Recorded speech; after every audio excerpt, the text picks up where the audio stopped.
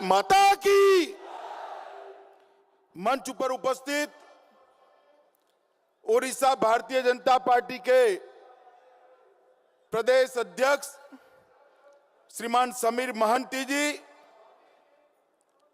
भारत सरकार के पेट्रोलियम मंत्री, ओडिशा के ही सपूत भाई धर्मेंद्र प्रधान जी, मंत्री परिषद में मेरे साथी और ओडिशा के जिनको गांधी के नाम से सब जानते हैं ऐसे हमारे प्रताप सारंगी जी, नेता प्रतिपक्ष प्रदीप नायक जी, हमारे दिग्गज नेता ट्राइबल नेता जुएल भाई जी, हमारे संगठन के प्रभारी राज्यसभा सांसद भाई अरुण सिंह जी, हमारे संगठन मंत्री सौदान सिंह जी, श्री बजयंत पांडा जी, जिनके नेतृत्व में ओडिशा में इतनी प्रचंड विजय मिली, ऐसे हमारे पूर्व अध्यक्ष भाई वसंत पांडा जी,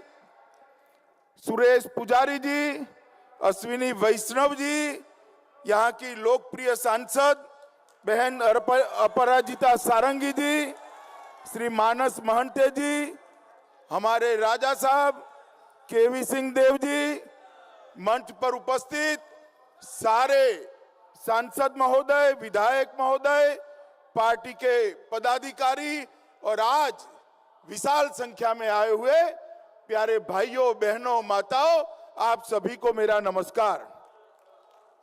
सबसे पहले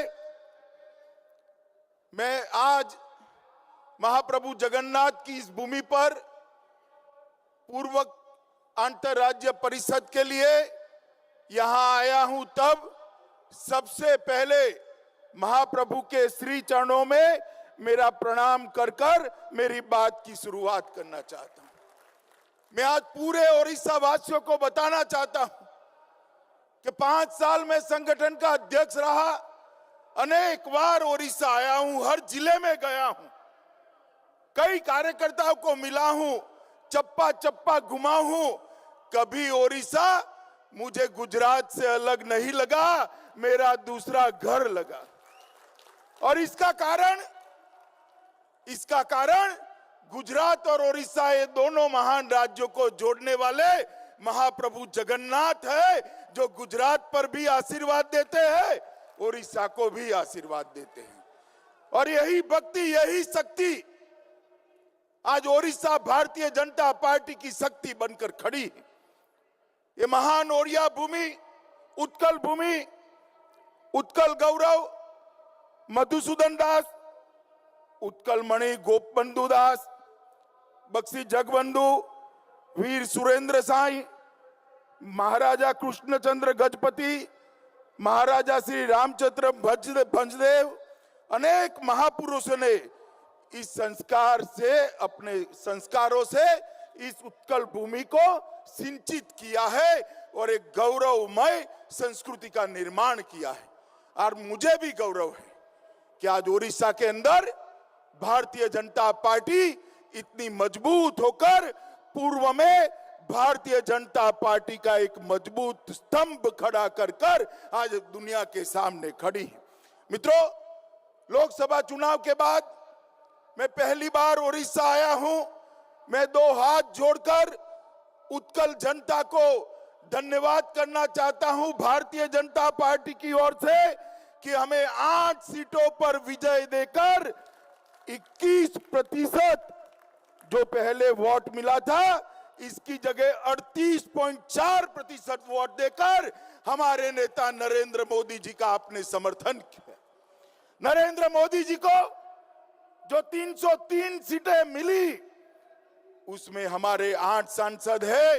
इतना नहीं, पूरे पूर्व में मोदी जी के लिए, भाजपा के लिए माहौल बनाने में ये महान उत्कल प्रजा का बहुत बड़ा योगदान है। मैं बार बार प्रणाम कर धन्यवाद करना चाहता हूं। इतने सालों की यात्रा में पहली बार आज कांग्रेस पार्टी मुख्य विपक्षी दल से नीचे उतरी, और भारतीय जनता पार्टी का हमारा कार्यकर्ता आज एक विपक्ष के नेता के रूप में विधानसभा में बैठकर ओडिशा की जनता की आवाज बना है। नरेंद्र मोदी जी के नेतृत्व में जब ये अभियान भुवनेश्वर कार्यकारिणी से शुरू किया, मीडिया में चर्चा थी कि ओडिशा में भारतीय जनता पार्टी क्या करेगी। हमारे नेतृत्व का करिश्मा और ओडिशा की जनता का मोदी जी पर भरोसा था, जिसने देखते देखते भारतीय जनता पार्टी को एक मजबूत ताकत बनाकर यहां खड़ा कर दिया है। 91 लाख वोट हमें मिले। नवीन बाबू का 1.1 करोड़ वोट, हमारा 91 लाख वोट। मैं आपको बताता हूं, एक ही जंप लगाने की जरूरत है। ओडिशा में भारतीय जनता पार्टी का झंडा हमेशा के लिए फहर सकता है। मित्रों, विधानसभा में भी हम आगे बढ़े हैं।